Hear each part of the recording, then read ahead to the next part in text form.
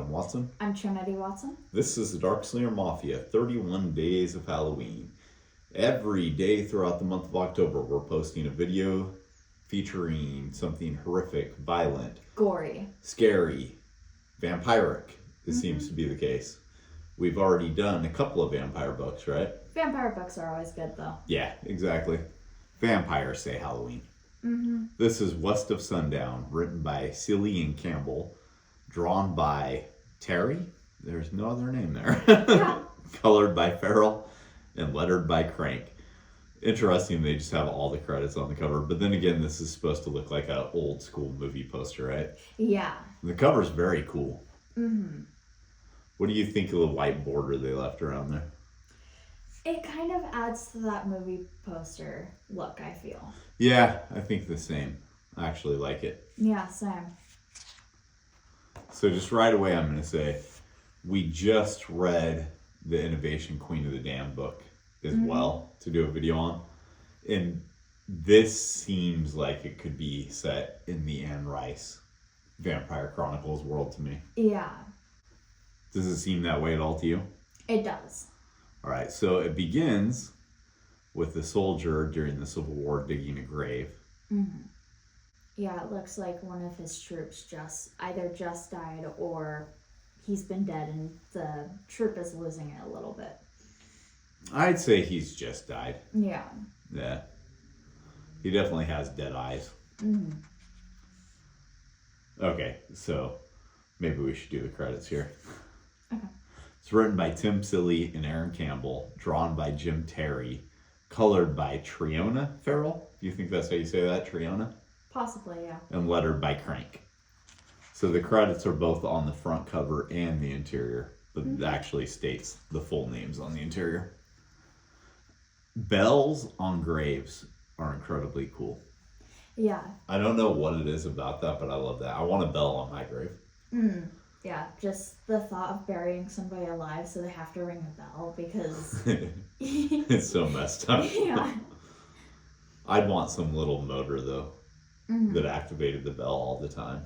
Like, just once per year it activated it on mine. That would be awful. Yeah, that's why I want it.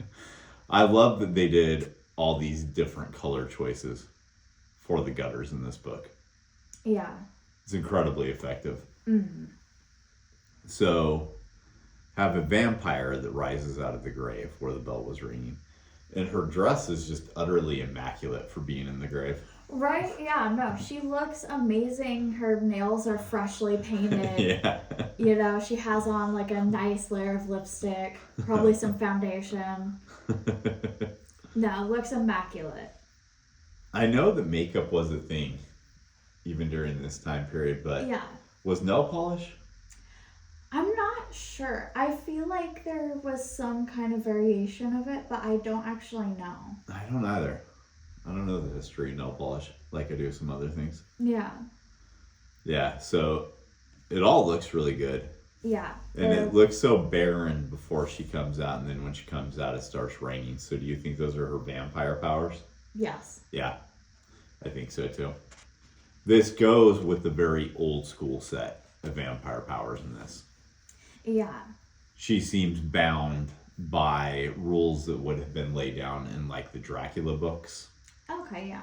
Yeah, well, Dracula book, I should say, not books. But yeah, cuts to a decade later, they're going to a ball of Yeah, masquerade. and he's become her, what do you call their stewards? Steward, yeah. No, but there's an actual word for it when they're vampires. Yeah. So, thrall. Oh, yeah. Yeah, he's her thrall. I guess. I don't know, because thrall actually means that they're hypnotized to them, right? Yeah, so but I don't he's know. not hypnotized. We'll just say that it never states or makes it seem like he's doing this against his will. So we'll just say he's her steward. I think that works. But they're hunting at a gala is basically what they're doing. Yeah. The facial expressions are so good, and so's the panel layout. I love this panel layout. I love this panel layout. I do have to say, though, whenever lyrics are written in comics, I just can't envision anyone singing these Yeah. lyrics. Now, granted, lyrics were a lot different for songs back in this day than they would be these days, right? Right. And I also know that even during this time, lyrics don't make any sense on a lot of songs. Oh, yeah. Yeah, like Something in the Way. I only recently found out every word he was saying to that because of an Avatar cover of it. Yeah. Those lyrics don't make any sense. They do. Granted, that's not a new song that came out in the 90s, but still, you Right. know, like I'm looking at these lyrics and I'm like, how would somebody actually sing these? It seems like that all the time in books and comics, both whenever lyrics are written. Like, you've read the Hobbit books, right? Oh yeah, yeah. There's a whole 3 page. There's whole 3 pages dedicated to a song. Oh, more than 3. Yeah. There's so much singing in that, and the song just makes no sense if you were to No. sing it out loud. Whatever the case, though, I think this isn't meant to show what a beautiful lyricist she is as much as how she's enthralling to the crowd, right? Mm-hmm. But she eats a robber baron, is what this guy is. He's responsible for several children dying in his button factory. Yeah. So she doesn't feel anything about him being killed, and neither does her steward, who buries him underneath the stage. Yeah, and they At the pour end of this. lye on top of him. That makes sense. Yeah. Keep the body from smelling. Yeah. Yeah. And then they're approached by a woman who's just recently moved to America, who is speaking German and stating a house is on fire. She can understand her, but her steward, her squire, Yeah. he can't. He's the only language he speaks is English. Yeah. Yeah, so she's being caused pain by something. We don't know what yet. Mm-hmm. And this guy, even when I got to the end, I'm not completely certain who he is. Yeah. I think he's a guy that it shows later on, but I'm not sure. He almost looks kind of like a super villain right there. Yeah. When I first saw that, I'm like, oh, it's a mole man. It's Yeah, vampires against mole men. It's a vigilante of some sort or something. Yeah. So the fire, The smoke is so cool. it's all done so well. Yes. We just reviewed Violent Messiahs where they were using real fire effects for the fire. Yeah. This is how fire should be colored. This Yeah. looks great. All the light sources on the characters as the fire's burning. Everything looks fantastic about this. Mm-hmm. But basically, the pain she was being caused is because this does go off old vampire rules. She actually has to be close to her homeland soil. And her homeland soil is burning in this fire. Yeah. I do wonder how hot this fire got that it burned soil, though. That has to be really hot in Yeah. order to burn soil. It was inside her coffin, though. Yeah. And the coffins of that era would have been highly flammable. Right. So it does kind of make sense in a way. The double page spread here, I think it's good, but it's not great, if that makes sense. It does.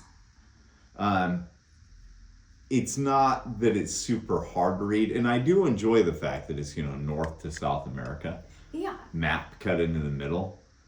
But I almost wonder if this would have been better if it were just 2 separate pages without the map, because it would have made it a little bit easier to know which panel you should go to next. Right. Overall, though, there's not many complaints there. So he needs to find her someone to eat. They're on their way back to her homeland so that she can heal. And he needs to find somebody to eat, but he won't find someone that he doesn't view as being worthy of death in God's eyes. Yeah. It's interesting that he's the steward of this vampire, but he's still very much involved in what God would think. Yeah, because that was the deal that they made, is that, they would work under good nature and whatever. Yeah.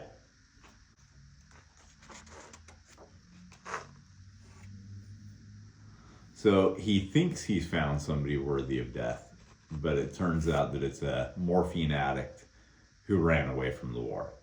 Yeah. So he can't kill him. That would be wrong. This guy's not deserving of death.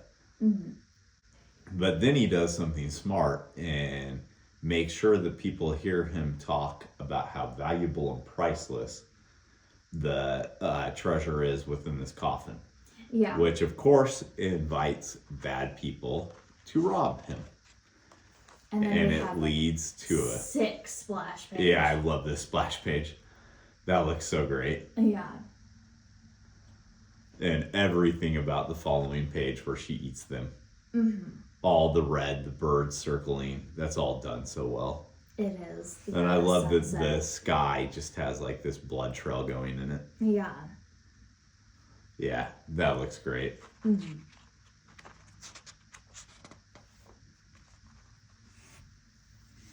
And then I'm not sure where they're at. So it showed them going to South America, right? Mm-hmm. But this looks more like it's trying to portray the Wild West here. Yeah, and they talk about California and everything. Yeah, I'm guessing this is after she's healed from her homeland, or is her homeland California? Was I misunderstanding the map that they were in South America and they were traveling back to North America? I'm not sure. This is the only part I was a little bit confused on. Yeah. Because he's also talking about going back to the beginning, so I'm wondering, is this prior to all of this? Right. I'm not sure. But a writer takes instant interest in her. Oh, yeah. And it shows that he's got some PTSD from the war. I think that's a pretty interesting way to show it. Yeah. That he's reliving the visions as he looks into his beer. And then we get to something I didn't see coming, but I love.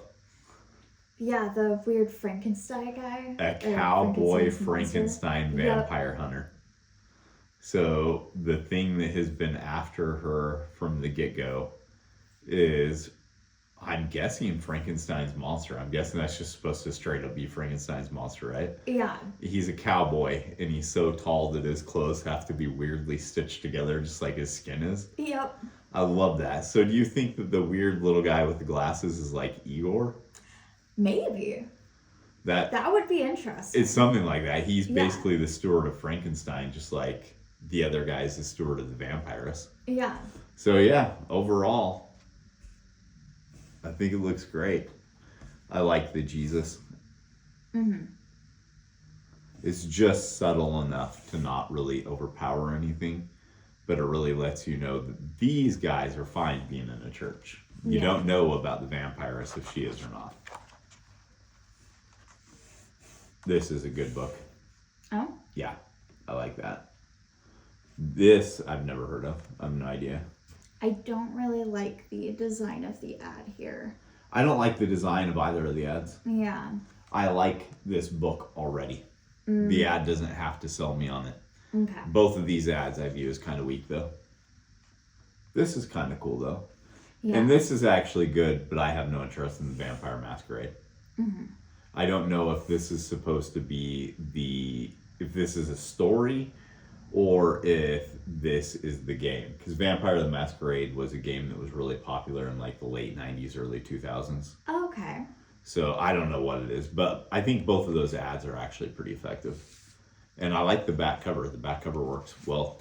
So yeah, West Sundown #1. Something that you'd want to continue reading? Hell yeah, did a great job being a first issue. Yeah, I think it told the story really well. We're featuring a lot more Tim Silly on the channel than what I realized we would. Not that I have anything against him. I guess I didn't realize he had such a vast array of things he's written. Yeah. So far, we've looked at a vampire book he's done, a hack slash, which of course I knew that was his, and Masters of the Universe. So like, this is pretty different than hack slash. Yeah, they're both horror themed books, but at the same time, one's very much like a campy slasher story, and this is more of like a literary tale. Yeah. And then of course, Masters of the Universe is like, it's He-Man. Yeah. So yeah, so the guy's got impressive range. Oh yeah. Yeah. So you got anything else? No. All right, let's go make some comics. Looking for something to read this Halloween season? Darkslinger Comics has you covered. Check out Ghost Assassin a supernatural crime comic. Issue number 1 is currently available in a color edition, as well as a limited edition black and white raw copy that features Joel Kotajar's pencils and the lettering only. There's also a raw edition available for issue number 2. We're currently completing the inks and coloring stages on issue number 2. Can't wait to read it? You can pick up the A story in the cards as a mini comic.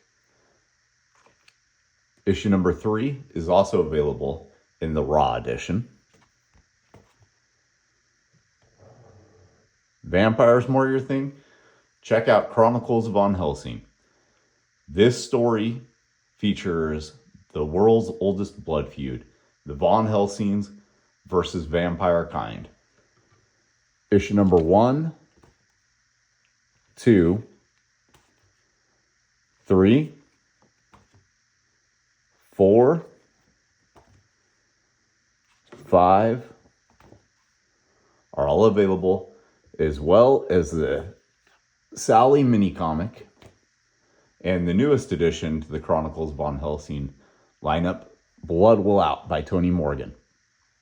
This is the last time Chronicles Von Helsing issues number 1 through 5 in the Sally special will be offered in this format. We're almost sold out of the remaining copies. The next time it sees print is going to be as a colored edition hardcover. Vampires and supernatural crime not your thing? Check out Who Will Save the World. All of these issues are available online on Darkslinger.com, on our eBay store. You can order digital editions through our Patreon. Most of the Comics Mainstream spinner racks have these titles in stock as well. Are you a retailer and you're interested in stocking Darkslinger products? Get a hold of Comics Mainstream. Comics Mainstream is the exclusive distributor for Darkslinger Comics.